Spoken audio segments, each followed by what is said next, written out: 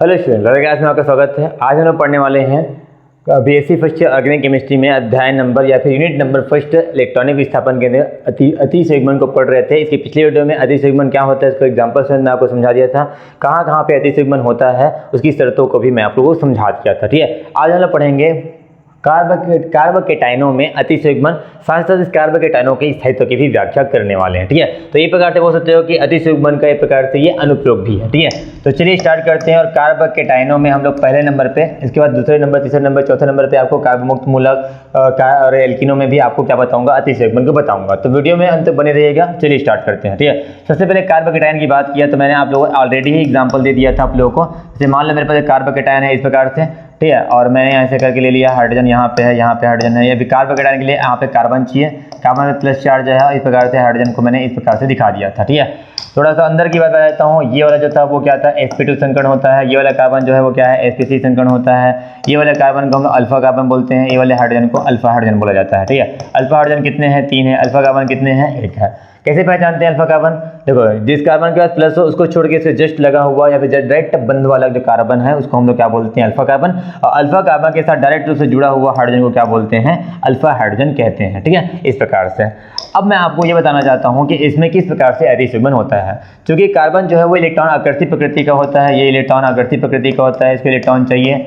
और इसका अष्टक अधूरा है, देखो दो यहाँ पे हो गए, 2 4 और ये 2 6 ही ऊपर है। इसको 2 इलेक्ट्रॉन चाहिए कैसे भी करके। ठीक है, सॉरी 1 इलेक्ट्रॉन चाहिए क्योंकि प्लस का मतलब इसको 1 इलेक्ट्रॉन की कमी है। ठीक है, तो इस प्रकार से क्या होगा, इस प्रकार से क्या होगा, बंध का शिफ्टिंग होगा। एक यहाँ से इस हाइड्रोजन से भी हो सकता है, एक इस हाइड्रोजन से भी हो सकता है। यानी 3 पॉसिबिलिटी इसमें आती है।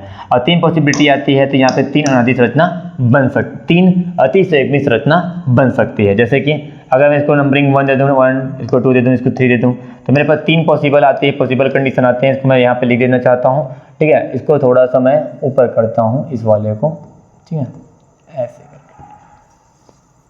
देखिए कि ध्यान से। ठीक है, 3 पॉसिबिलिटी क्या होने वाली है कि अगर मैं इस हाइड्रोजन को ऐसे कर दूं तो ऊपर का जो हाइड्रोजन है H1 वो प्लस के रूप में बच जाएगा और यहाँ पे डबल बन आ जाएंगे।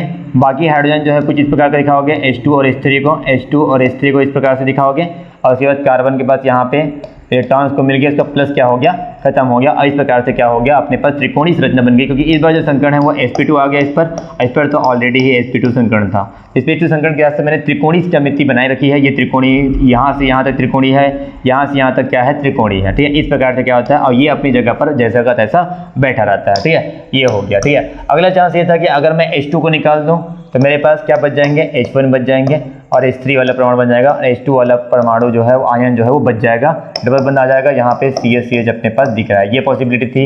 एक पॉसिबिलिटी थी कि अगर हम H3 को पकड़ लें तो उस कंडीशन में क्या होगा, अनादि संरचना, सर H1 बच जाएगा, H2 बच जाएगा, H1 यहाँ पे रह जाएगा, H3 जो है वो बच जाएगा इस प्रकार से। यहाँ पे डबल बंद के साथ कार्बन और हाइड्रोजन का यहाँ पे बंद दिखा देना। इस प्रकार से क्या होती है, 3 अति संयुग्मित संरचना बनती है। इनको हम लोग रोमन अक्षर से इस प्रकार से नंबर दे सकते हैं, इस प्रकार से। ठीक है, और यहाँ पे मैंने आप लोगों को पिछले वीडियो में समझा दिया था कि जितने अल्फा हाइड्रोजन होते हैं, जैसे कि यहाँ पे 3 अल्फा हाइड्रोजन थे, 3 अल्फा हाइड्रोजन थे, तो 3 अल्फा हाइड्रोजन के हिसाब से 3 अति संयुग्मित संरचना प्राप्त होती है। 3 अति संयुग्मित संरचना प्राप्त होती है, 3 अति संयुग्मित संरचना प्राप्त हो गई। तो इस प्रकार से क्या होता है, कार्बोकेटाइनों में क्या होता है, अति संयुग्मन की घटना होती है, जिसे हम लोग बिना बंध वाला अनुनाद भी करते हैं। देखो कि यहाँ पे बंध बच जाता है, या फिर सिग्मा पी कक्षक अनुनाद भी इसे कहा जाता है। चलिए, पहला पार्ट हो गया, कार्बोकेटाइन में अति संयुग्मन पढ़ लिए। अब हम लोग स्थायित्व की बात करते हैं। ठीक है, तो मैं इसको मिटाने जा रहा हूँ। ठीक है, इसको मिटा देते हैं। ठीक है, चलिए, तो मैं आप लोगों को कुछ आपको कार्बोकेटाइन बता देता हूँ एग्जांपल के लिए। जैसे कि अपने पास जो कार्बोकेटाइन होते हैं वो 3 प्रकार के होते हैं। अपने पास कार्बोकेटाइन जो होते हैं वो 3 प्रकार के होते हैं। क्रमशः 1 डिग्री होता है, 2 डिग्री होता है, 3 डिग्री कार्बोकेटाइन होता है। इसको प्राथमिक, द्वितीयक, तृतीयक कार्बोकेटाइन भी कहते हैं। तो मैं आपको एग्जाम्पल बताता हूँ। ठीक है, देखो एग्जाम्पल यह है कि मेरे पास यहाँ पे कार्बन हो गया, यहाँ पे 3 हाइड्रोजन ले लिया मैं। ठीक है, इस प्रकार से। ठीक है, मैं इस प्रकार से लेता हूँ, CH3 लेता हूँ डायरेक्ट, समझने में आसानी होगी। ये CH3 प्लस हो गया। ठीक है, अब आगे देखते हैं। अगर मैं ऐसे लेता हूँ CH3 प्लस, CH3 और CH2 प्लस, तो ये हो जाएगा आपके पास। ठीक है, अगर आपको ध्यान दे रहे होंगे तो यही 1 डिग्री आपको कार्बोकेटाइन दिखेगा। 1 डिग्री कार्बोकेटाइन क्यों बोल रहा हूँ, क्योंकि इस कार्बन के जस्ट आगे में क्या है, एक कार्बन जुड़ा हुआ है।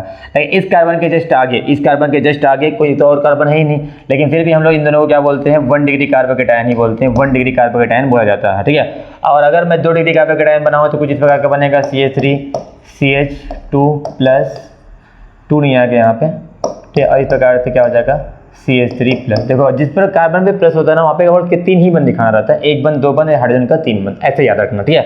अच्छा यहाँ पे प्लस नहीं आएगा, ठीक है, इस प्रकार से, ठीक है। तो ये हो जाएगा 2 डिग्री कार्बन कैटायन। अब मैं आपको 3 डिग्री कार्बन कैटायन का एग्जाम्पल बताता हूँ। CH3 डाल दिया, बीच में आप क्या कर दो कार्बन लिख दो, प्लस लिख दो, 3 बंद के साथ आपको CH3 इस प्रकार से मैं दिखा दिया। तो ये जो कार्बन कैटायन है ये एग्जांपल है 3 डिग्री कार्बन कैटायन का, ठीक है। इस प्रकार से आपने 3 कार्बन कैटायन मैंने यहाँ पे क्रम वाइज लिख दिया है। अब चलो इसमें देखते हैं, अब अतिसंयुग्मन की सहायता से ये बताएंगे कि कौन ज़्यादा स्थायी होने वाला है, ठीक है। तो सबसे पहले मैं आपको अल्फा कार्बन की बात कर रहा हूँ, ठीक है। तो इसमें अल्फा कार्बन है क्या इस वाले में? इसमें अल्फा कार्बन बिल्कुल नहीं है, ठीक है, तो 0 है। अल्फा हाइड्रोजन है क्या? अल्फा हाइड्रोजन बिल्कुल नहीं। अल्फा कार्बन नहीं है तो अल्फा हाइड्रोजन कहाँ से आ जाएगा? तो अल्फा हाइड्रोजन नहीं तो अतिसंयुग्मन होगा क्या? अतिसंयुग्मन इसमें नहीं होने वाला। पहली बात तो यहाँ पे अतिसंयुग्मन नहीं होगा, यानी अतिसंयुग्मित संरचना यहाँ पे नहीं बनने वाली। अतिसंयुग्मित संरचना क्या है? 0 है। यहाँ से एक आइडिया निकल के आया कि ये एक स्पेशल केस है कि ये जो आपके पास कार्बोकेटायन है इसको बोलते हैं मेथिल कार्बोकेटायन या फिर मेथाइल कार्बोकेटायन बोलते हैं। तो मेथिल कार्बोकेटायन जो है उस पर अतिसंयुग्मन की क्रिया नहीं होती क्योंकि इसमें अल्फा कार्बन और अल्फा हाइड्रोजन होता ही नहीं है, ठीक है। अब मैं बाकी बता देता हूँ, तो ये बाकी में कितने कितने इसको काउंट करना आना चाहिए। अल्फा कार्बन पहले काउंट करो। इसमें देखो 1 अल्फा कार्बन दिखाई दे रहे हैं, इसके साथ 3 अल्फा हाइड्रोजन आपको दिखाई दे रहे हैं। और तो जितने अल्फा हाइड्रोजन होते हैं उतनी संख्या में मैंने क्या बताया था? अतिसंयुग्मित संरचना होते हैं, ठीक है। 3 हो गया, ठीक है। इस पर आपको देखो तो यहाँ पे कार्बोकेटायन है, इसके साथ जस्ट लगा हुआ 1 कार्बन, यहाँ पे जस्ट लगा हुआ 1 कार्बन।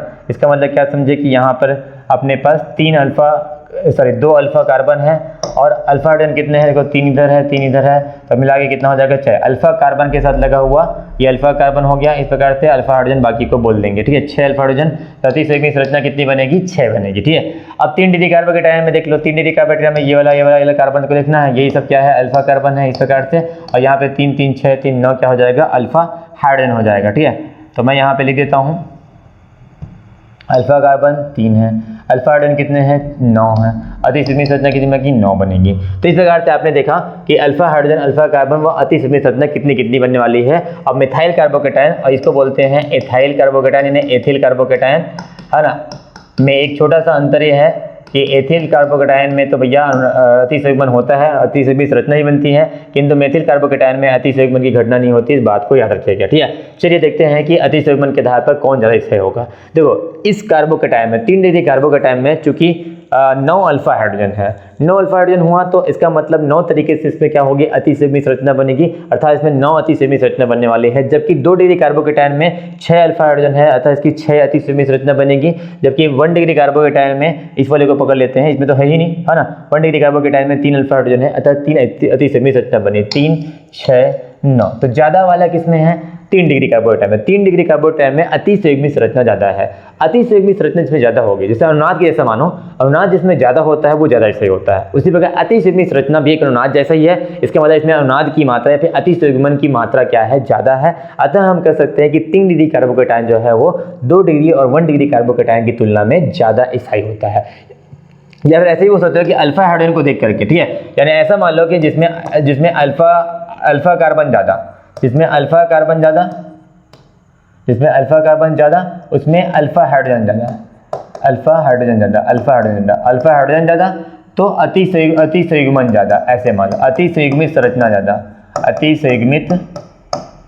ज़्यादा यानी अतिसंयुग्मन ज़्यादा तो स्थायित्व ज़्यादा।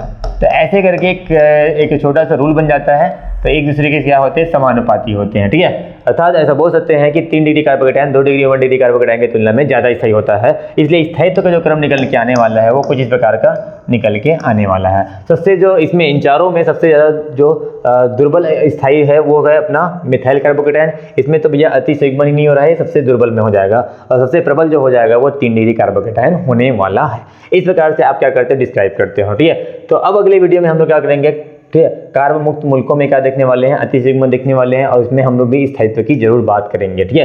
तो अगले वीडियो का इंतजार कीजिए। अगर आपको यह वीडियो समझ में नहीं आया होगा तो आप इस वीडियो को रिवाइंड करके देख सकते हैं। अगले वीडियो का इंतजार कीजिए। धन्यवाद।